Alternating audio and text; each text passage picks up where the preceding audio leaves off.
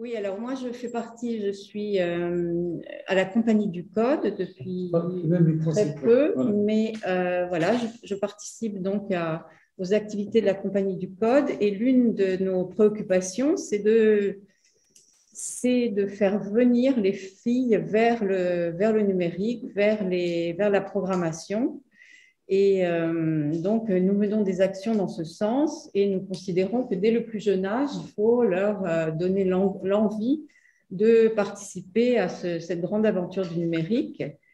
Donc, la première chose qu'on a fait, c'est de constater d'abord la présence des femmes dans le numérique. Elle était importante dans les années 40, dans les années 50, dans les années 60, 70. Et puis, en 84, il y a eu un énorme déclin. Et donc, on va essayer un peu de comprendre très rapidement, parce que c'est des choses maintenant qu'on connaît pas mal. Donc, constater. Donc, selon l'INSEE, la part des femmes parmi les salariés du numérique en France s'élevait à 23% en 2017. C'est dans les pays occidentaux que l'on relève le plus bas taux de diplômés en informatique, ce qui est quand même impressionnant. Alors que dans d'autres pays, par exemple dans les Émirats arabes, il y a beaucoup plus de diplômés en informatique qu'en France et dans les pays européens. Donc, c'est impressionnant de voir ça. L'Union européenne, donc, 20% des scientifiques et ingénieurs du secteur des hautes technologies sont des femmes, 23 en France quand même, mais aux États-Unis, donc on a le même constat, donc vraiment un très faible pourcentage de femmes dans les métiers de la programmation et du numérique.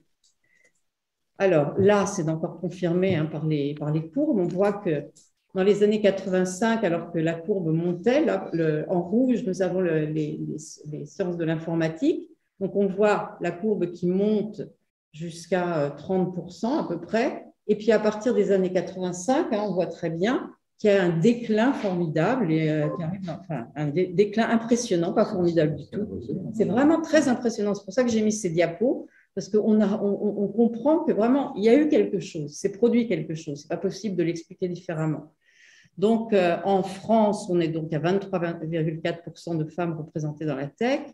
Là encore, on voit bien dans les années 83 ce qui se passe. Les femmes représentaient les pourcentages de diplômés dans les écoles d'ingénieurs de 72 à 2010 et l'informatique. Donc, ça monte, le pourcentage des femmes représentées dans les écoles d'ingénieurs monte de manière quand même stable. Et puis, tout à coup, dans les années 83-84, paf, on voit que ça descend. C'est vraiment impressionnant. Et sur les grandes écoles, donc le nombre d'étudiants et d'étudiantes dans l'option informatique, là aussi, c'est à peu près la même chose jusqu'aux années 80. Et après, il y a les garçons qui montent et les filles qui restent complètement, c'est plat. C'est plat. Donc, il y a quelque chose qui s'est produit, ça ne peut pas s'expliquer. C'est un astéroïde qui est tombé sur les femmes. Mais vous allez voir, on va voir comment on essaye d'expliquer, parce qu'il y a beaucoup d'études qui ont été faites dernièrement pour voir ce qui s'est passé. Donc, comprendre. Dans les années 40, vous avez des photos que vous connaissez déjà, vous avez dû revoir, c'est sur YouTube, sur Wikipédia, etc. Ce sont des choses qu'on commence à connaître. Donc, dans les années 40, les femmes codaient, parce que c'était un métier qui était considéré comme un métier similaire au tricot, à la couture. Il y avait des petites choses à manier, donc c'était réservé aux femmes. C'était une sorte de secrétariat avancé. C'était ça le codage à l'époque. Entre les années 50 et 70, on a une embauche massive des femmes parce qu'on avait besoin justement de personnes pouvant coder et en masse. Donc, il n'y avait pas de diplôme à ce moment-là de codeur.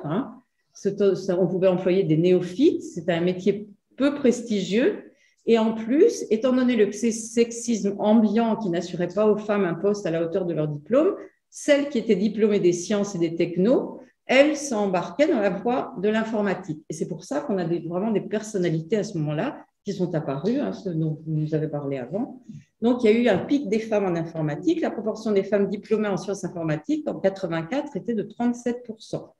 Depuis, un lent déclin. Et la place des femmes est divisée par 2 en 20 ans, selon Isabelle Collet, qui a fait une recherche justement sur la disparition des femmes dans l'informatique.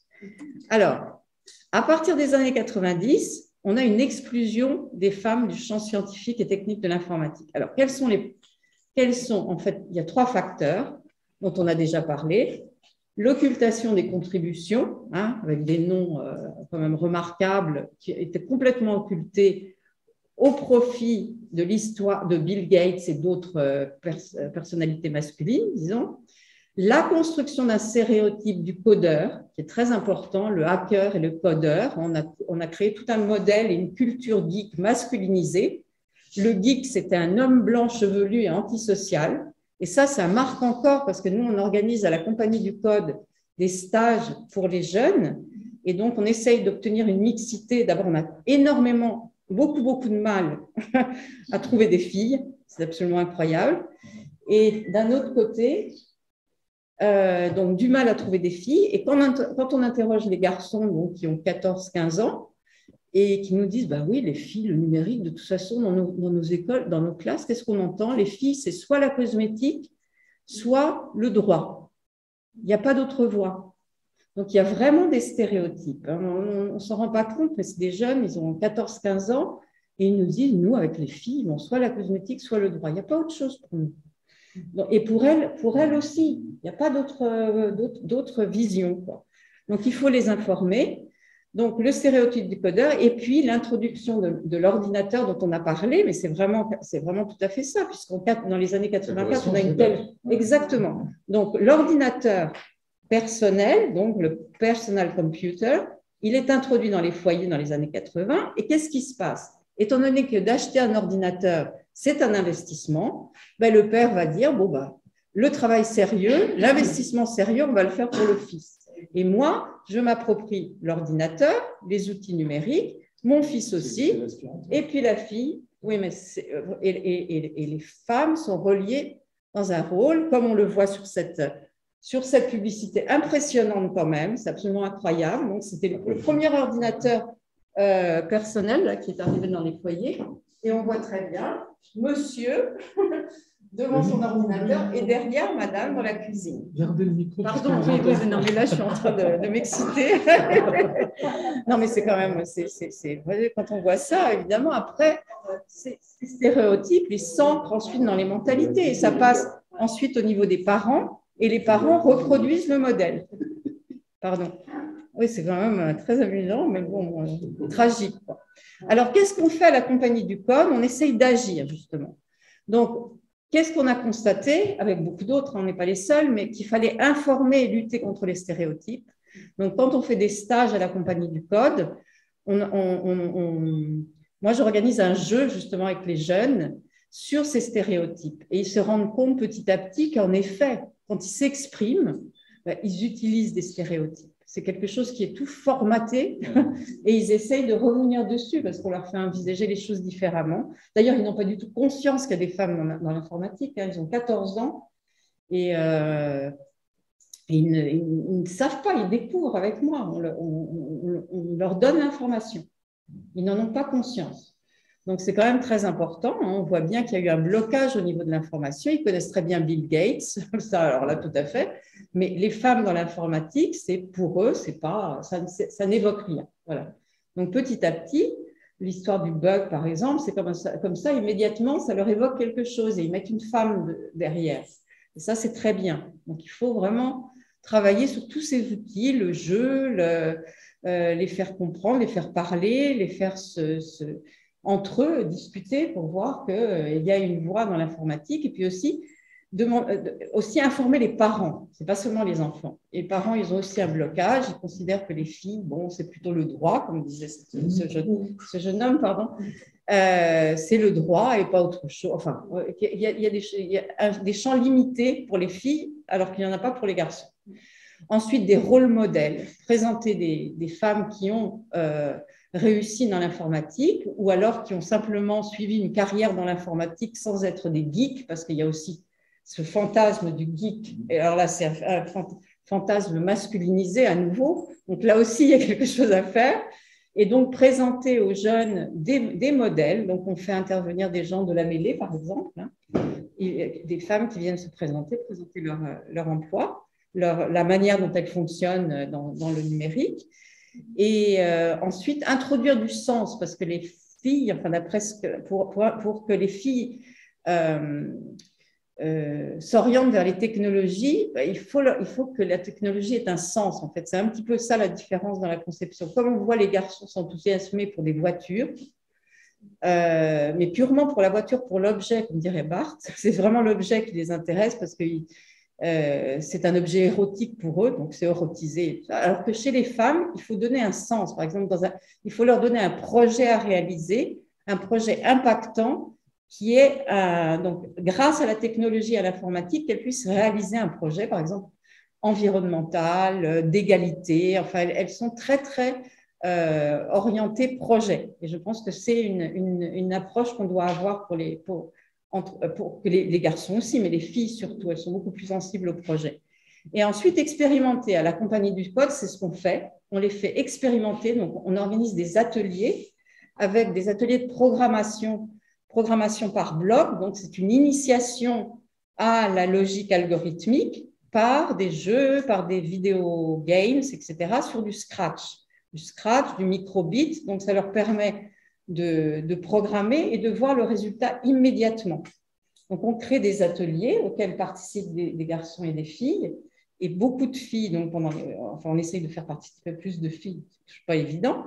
Et là, elles peuvent vraiment expérimenter et voir que le code, bon, évidemment, c'est compliqué, mais on peut quand même y accéder. Ce n'est pas une montagne. Et derrière l'ordinateur, il y a quoi? Il y a un algorithme. Enfin, derrière, il y a quelque chose auquel on peut accéder. Donc, toute la démarche en fait, de la compagnie du code, c'est ça, hein, de désacraliser le code, de comprendre qu'il ne faut pas avoir peur de la machine, que derrière la machine, en fait, il y a l'homme, et que si l'homme donne les mauvaises instructions, si l'homme déforme la réalité par des stéréotypes, donc là aussi, sur le plan de l'intelligence artificielle, il est important que les femmes participent à la construction de l'intelligence artificielle, sinon il y a la reproduction des stéréotypes, un biais terrible, d'accord, les femmes, enfin, tout le monde y participe, ce n'est pas possible autrement. Donc voilà, c'est aussi expérimenter pour voir ce que ça veut dire. Donc par des jeux, par des activités ludiques, on les fait expérimenter autant l'intelligence artificielle que le code. Et là, donc, je vais vous montrer les actions qu'on mène. Peut-être que vous les avez déjà repérées.